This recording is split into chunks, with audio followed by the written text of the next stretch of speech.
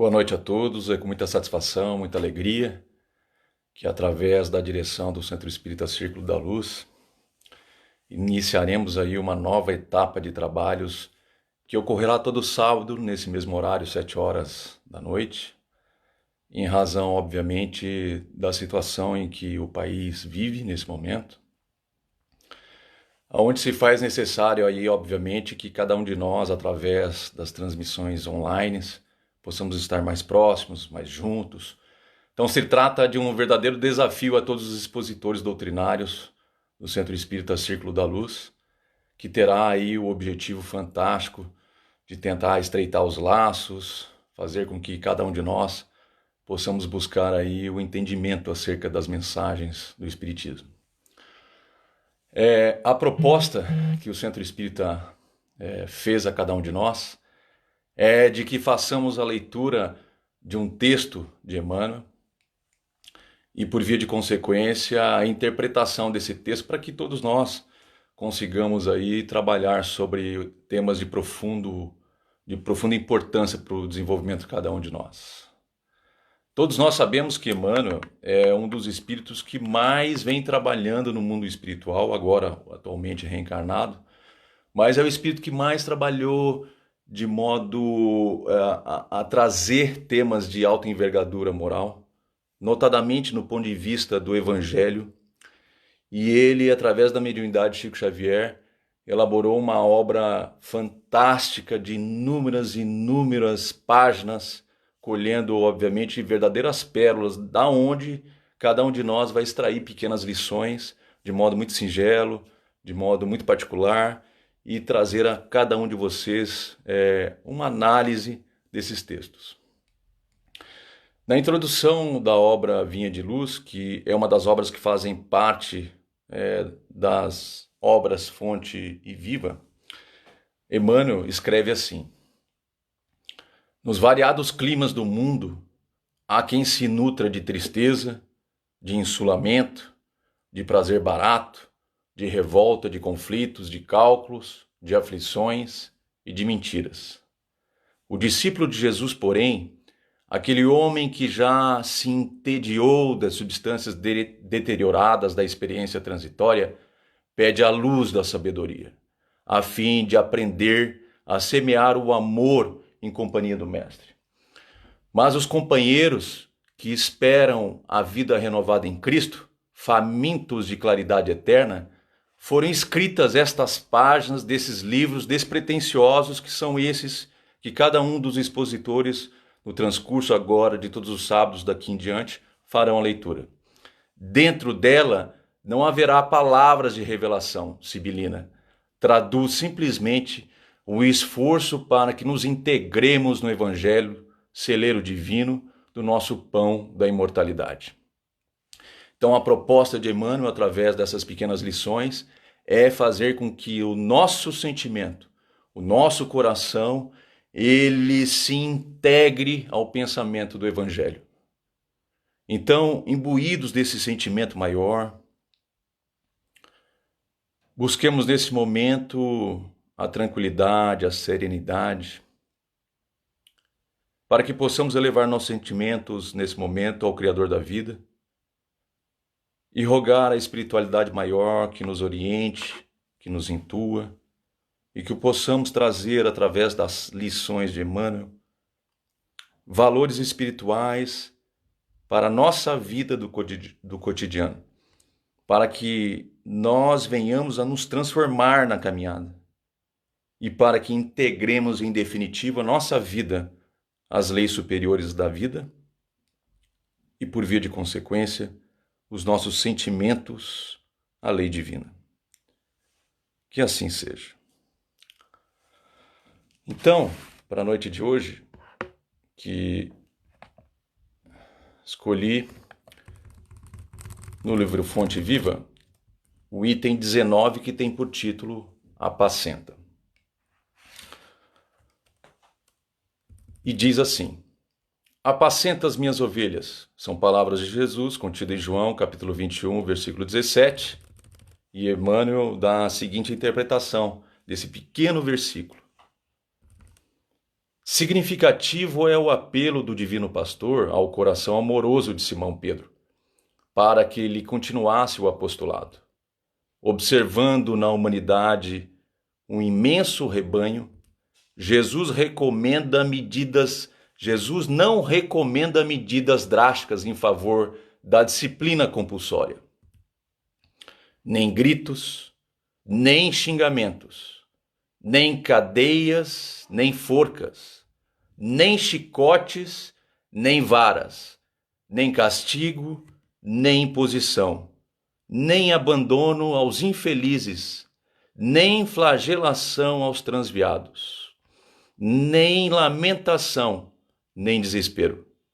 Pedro apacenta as minhas ovelhas. Isso equivale a dizer, irmão, sustenta os companheiros mais necessitados que tu mesmo. Não te desanimes perante a rebeldia, nem condenes o erro, do qual a lição benéfica surgirá depois. Ajuda o próximo, ao invés de vergastá-lo. Educa sempre. Revela-te por trabalhador fiel. Sê exigente para contigo mesmo e ampara os corações enfermiços e frágeis que te acompanhem os passos. Se plantares o bem, o tempo se incumbirá da germinação, do desenvolvimento, da florescência, da frutificação no instante oportuno. Não analises destruindo. O inexperiente de hoje pode ser o mentor de amanhã. Alimente a boa parte do teu irmão e segue para diante. A vida converterá o mal em detritos e o Senhor fará o resto. As palavras de Emmanuel são extremamente profundas, porque nos dá conta aqui de um verdadeiro paradigma. Porque ele pega a imagem de Pedro, que é a imagem de um homem temperamental, que é a imagem de um homem que no início da sua jornada com Cristo era uma imagem de um homem duro, a imagem de um homem que não tinha ainda, obviamente, a habilidade do controle dos seus sentimentos. É um paradigma muito fantástico, é paradoxal, porque Jesus, ele vai pegar os apóstolos, vai pegar aqueles que estavam num processo de evolução e crescimento e utiliza eles como um valor pedagógico para toda a humanidade. Pedro é de uma personalidade que deveria ser estudado por todo verdadeiro cristão, notadamente pelo espírita. Porque nós veremos no início da sua jornada com Cristo, quando Cristo se aproxima do lago de Genezaré e faz o convite aos 12, mais precisamente a Pedro. Ele entra na embarcação de Pedro, os dois saem a navegar, e aí a gente observa que Pedro lança as redes e não consegue colher os peixes. Então, quando Jesus pede a ele, lança do lado direito, ou seja, faça de modo diferente daquilo que você vem fazendo até hoje, ele lança a rede do lado direito e quando ele se dá conta, eis que ele tem uma porção de peixes na mão. Então ele verifica que se encontra diante de uma figura, de uma personalidade fantástica e pergunta ao Cristo nesse momento o que eles fariam. E o Cristo disse, nós mudaremos o mundo. Quando Pedro ouve o Cristo falando que haveria de mudar o mundo, Pedro achava que a mudança se faria no exterior, assim como Judas. Eles acreditavam que o reino de Deus, na verdade, seria implantado no exterior. Mas, conforme a gente vai aprimorando os sentimentos, conforme a gente vai aprimorando a nossa capacidade de percepção, a gente vai observando que as verdades espirituais não são de cima para baixo, nem de fora para dentro. é de dentro para fora, de baixo para cima. É por isso que o Cristo vem e reencarna entre nós, com o objetivo de conosco, obviamente, auxiliar nos processos de transformação íntima da criatura humana. Pedro é uma criatura fantástica porque ele, com aquele todo o seu temperamento, observaremos ele durante 3 anos aprendendo com Cristo. Eles saem por Carfanaum, por Betsaida, por todas as regiões da antiga Galileia. O Cristo passa ensinando, passa curando, passa auxiliando, passa levantando as criaturas. E em nenhum momento nós vimos o Cristo ensinar a criatura humana através do grito.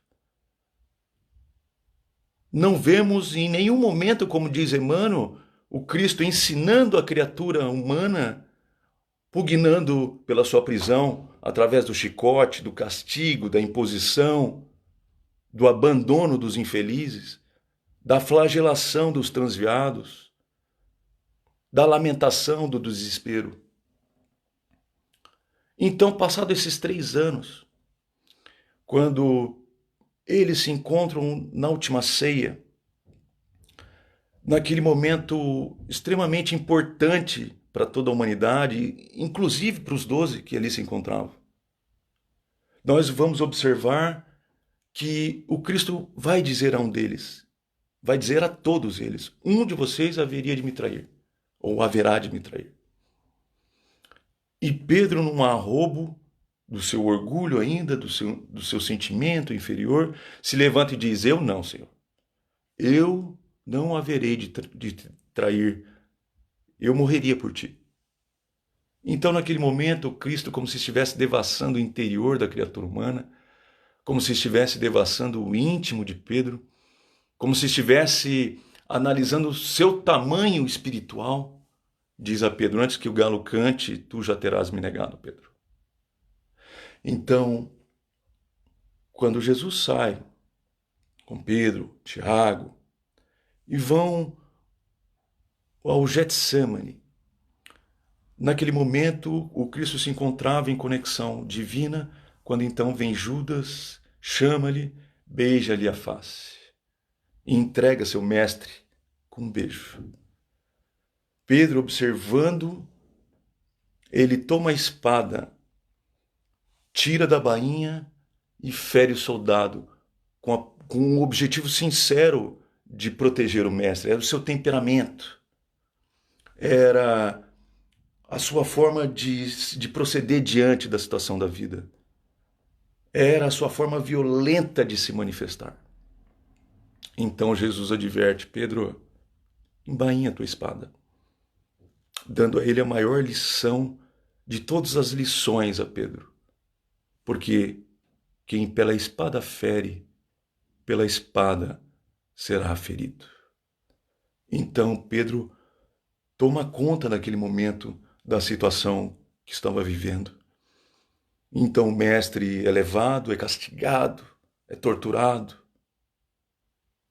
é pregado na cruz, e ele doa sua vida à humanidade em forma de lição de renúncia, para que todos nós soubéssemos que não é através da agressão, que não é através da violência que haveremos de conquistar o reino de Deus. Então Pedro sai dali, confuso, porque havia renegado o mestre, com um sentimento de culpa profunda, algo que tomava conta do seu interior, porque ele não conseguia admitir. Ele que andou com Cristo 3 anos, ele que ouviu o mestre, que é o governador espiritual, pregar, falar do reino de Deus à humanidade. Ele que viu o mestre reerguer as criaturas em desafio na jornada, na vida. Ele não admitia, então, que ele pudesse ter negado o mestre, mas, na verdade, as lições de Jesus se encontravam no intelecto e não no coração. As lições do Cristo se encontravam no mundo da inteligência, mas ainda não haviam dormido ou dormitado os seus sentimentos. Então, Pedro vai para casa quando Pedro chega em casa tomado de culpa, ele tenta esquecer a vida que tomava, a vida que levou. Ele tenta esquecer o mestre. Então, os 10 que sobraram e as mulheres batem em sua casa. Pedro abre e eles pedem a Pedro que lhe auxiliassem a todos eles no processo, obviamente, da condução do cristianismo. E Pedro dá uma resposta que cala fundo na acústica da minha alma. Ele vai dizer assim a todos eles: a única coisa que eu sei fazer de verdade é pescar. Então ele toma da rede, entra na embarcação, mas os 10 não desistem de Pedro. E aqui uma lição de fraternidade absurda. Uma lição que nos mostra que aonde há amor não há indiferença. Que mesmo que estejamos caídos, que mesmo que estejamos em situação de desafio profundo da vida, aqueles que nos amam nunca nos deixam. O mundo espiritual nunca nos deixa. Deus nunca deixará você.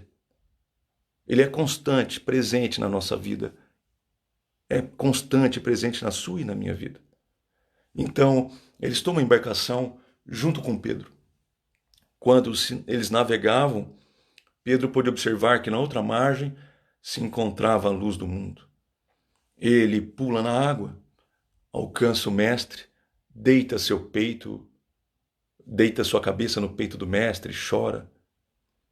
E o mestre lhe pergunta: Pedro, tu me amas? Amo, Senhor. Pedro, tu me amas? Amo, Senhor. Pedro, tu me amas? Amo-te mais do que minha própria vida. É como se ele soubesse que o Cristo estaria perguntando a Pedro 3 vezes sobre o amor, sobre o mundo dos sentimentos, porque Pedro havia o negado 3 vezes no campo do sentimento, muito embora já o tivesse acolhido no campo da intelectualidade. É no mundo dos sentimentos, então, que o verdadeiro processo de educação do espírito começa e termina. Para que a gente compreenda efetivamente a nossa relação com Deus, é preciso que compreendamos 2 princípios que norteiam a nossa relação com o divino. Primeiro, somos espíritos imortais. E segundo, somos imperfeitos. É no mundo dos sentimentos que é essa imperfeição que nos causa infelicidade, que nos causa toda a dor que vivenciamos e vivemos e temos como experiência na nossa jornada. Toda a dor que se encontra pelos 4 cantos do planeta é em razão dos sentimentos inferiores da criatura humana, os sentimentos de orgulho, de egoísmo, de vaidade tola, os sentimentos que nutrem o coração da criatura e aonde ela de fato não conquista a felicidade enquanto não elevar para os altiplanos superiores os sentimentos que ele nutre dentro de si. Por isso, Emmanuel dirá no seu texto: educa sempre. Deus é o educador de nossas almas. Ele não castiga, ele não pune. Então toda a situação que vivenciamos hoje no país e no mundo não se trata de um castigo, de uma punição, e sim de um momento extremamente oportuno de reflexão no ponto de vista do intelecto, mas sobremaneira de uma reconstrução dos valores dentro dos sentimentos. Porque o maior mármore, como disse o Cristo, o mármore mais perfeito é os sentimentos. É onde se esculpe de fato os valores supremos da vida. Como disse, Judas também acreditava que a construção do reino de Deus se daria no exterior. Mas, na verdade, a construção desse reino de Deus, que todos nós buscamos, que ainda não sabemos, mas que buscamos sim, na essência, porque estamos atrás da felicidade, da paz de consciência, da construção desses valores, se dará por meio da educação. Deus age em nós, na vida do outro, sem que nós saibamos. Assim como age na nossa vida por meio do outro, sem que o outro saiba, sempre nos auxiliando nesse processo de educação da alma humana. Pedro, quando, após o ocorrido, após a crucificação, ele recebe então uma missão do Cristo, de que ele fosse a Jerusalém e montasse a casa do caminho. Lá então ele monta a casa do caminho, e aquele espírito que era extremamente temperamental, aquele espírito que tinha profunda dificuldade de controle do seu mundo emocional, na casa do caminho, passa por um processo de educador, transformando as criaturas que por ali passavam, auxiliando no processo educativo de transformação do mundo dos sentimentos, de todas as almas que com ele foi tendo contato durante a vida na casa do caminho.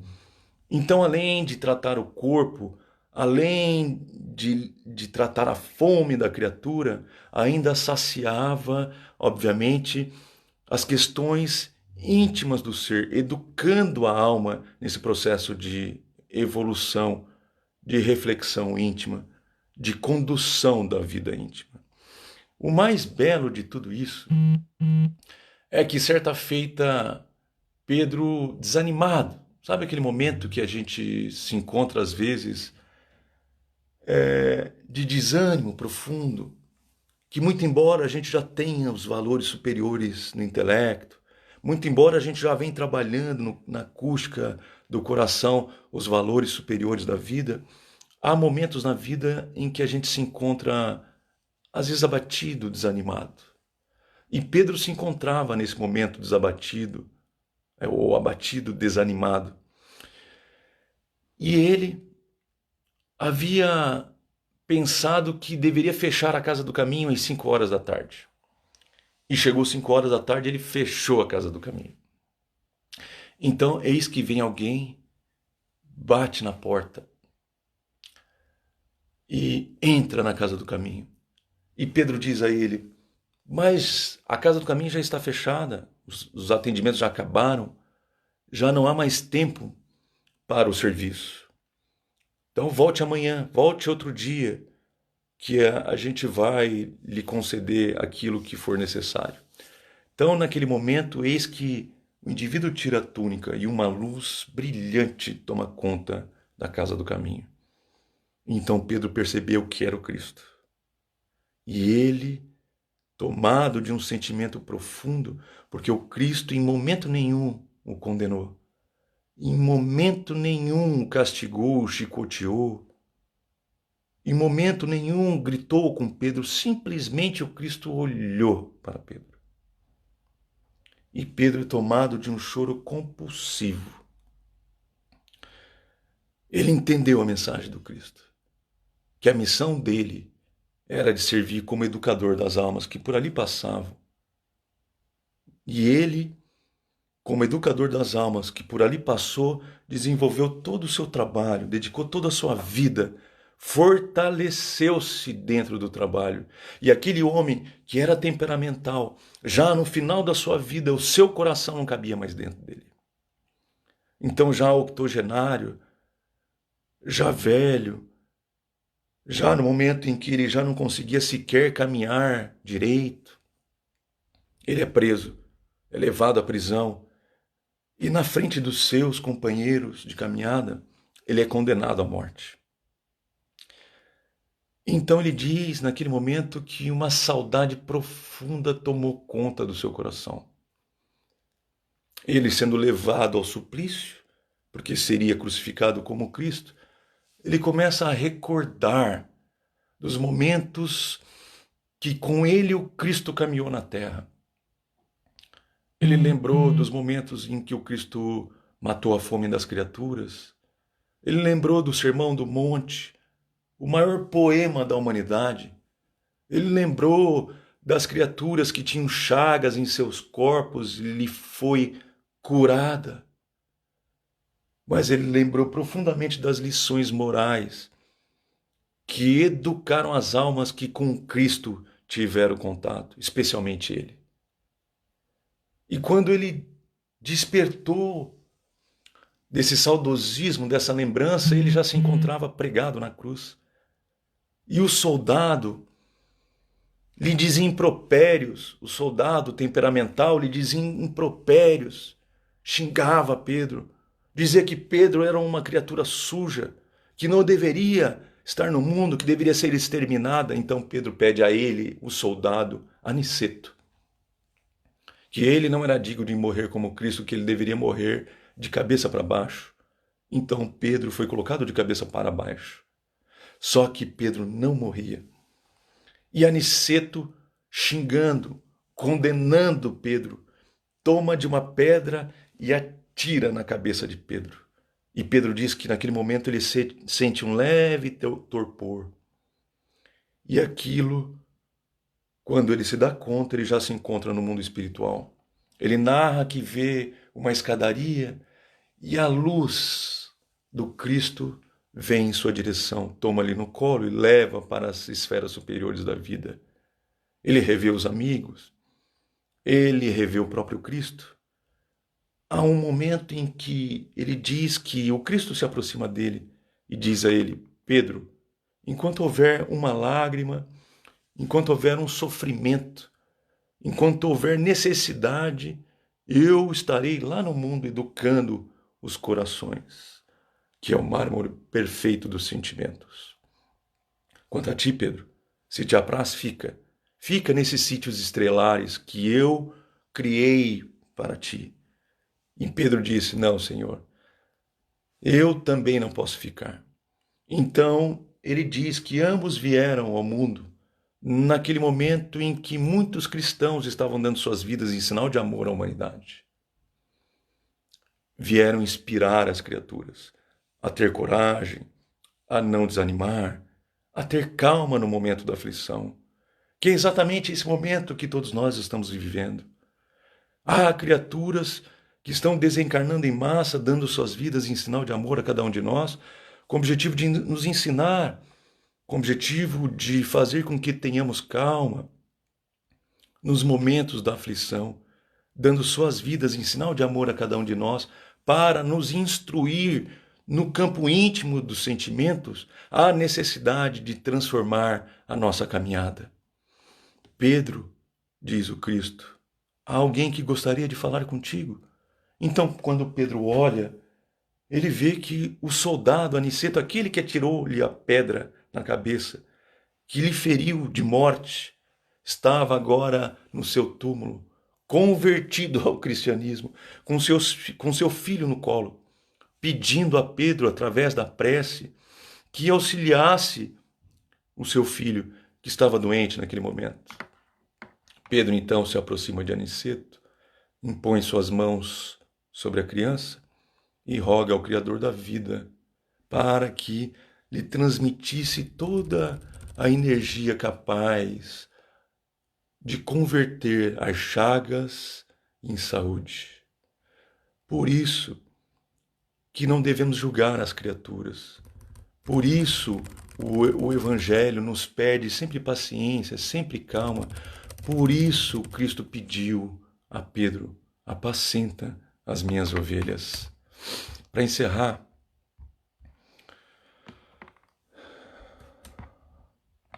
eu vou buscar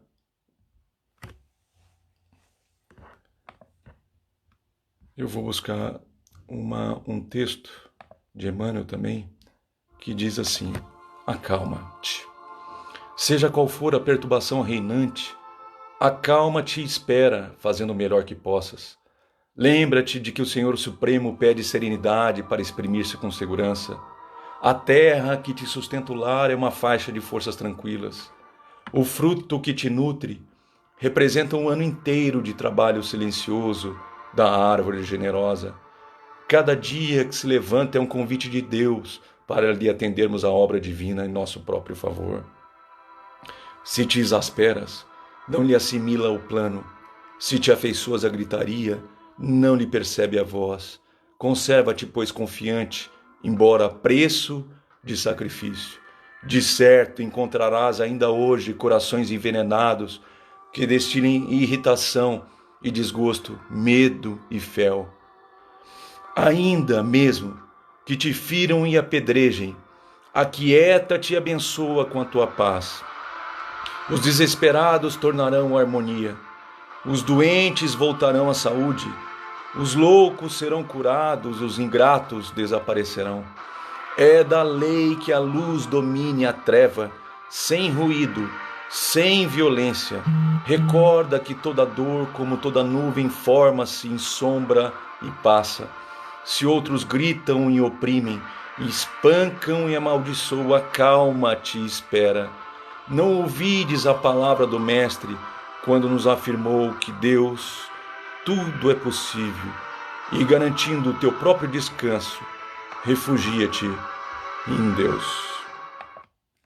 Então vamos elevar nosso pensamento a Deus nesse momento e agradecer ao Divino Mestre, a Deus nosso Pai, aos espíritos superiores que nos auxiliam nas tarefas, que derramem sobre todos nós o bálsamo amigo capaz de suavizar as nossas chagas íntimas, acalmando nosso coração, levando-nos a compreender que o momento se trata apenas de um processo de transformação, que se trata de um processo de aperfeiçoamento dos sentimentos, para que amanhã, quando despertarmos dos acontecimentos da vida, possamos despertar com maior segurança e com maior paz interna.